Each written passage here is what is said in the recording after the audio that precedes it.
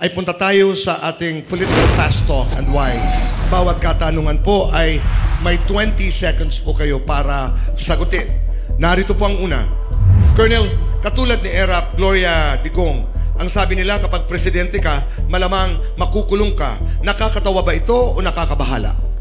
Alam mo, yun ang naging problema natin kasi yung EDSA 1 na yan, hindi natin na-seize ba yung opportunity na dapat nag-unite tayo.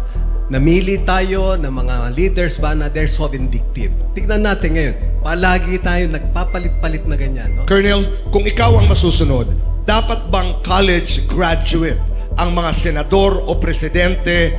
Bakit? Well, dapat talaga kasi yung ang gwardiya natin very strict ka, very stringent yung mga requirements. Pero pag dito tatakbo high school graduate pwede. Dapat din strictuhan yan.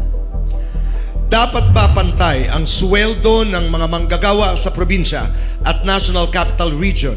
Yes or no? Bakit? Well, tignan muna natin, no? Kasi tama sila na nung una, sabi ko, dapat mas malaki yung sinesweldo dito sa city, no? Kasi yung cost of living dito malaki. Bandang huli sabi nila parehas din naman daw sa probinsya. So dapat pantay na rin siguro yung ano. Colonel, yumayaman ang pumapasok sa politika. Tama ba ito o mali? At bakit? Mali talaga. Kaya nga sabi ko nga i-open nila yung mga bank accounts nila at yung SALN nila. Doon mo makikita. Pagpasok nila, ganito lang yung asset nila. Pagka yumaman sila, may problema.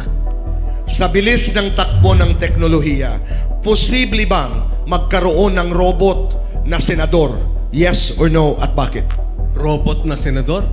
Wow, sabi ko, anong klase naman tayo na bansa kung isang robot na yung senador?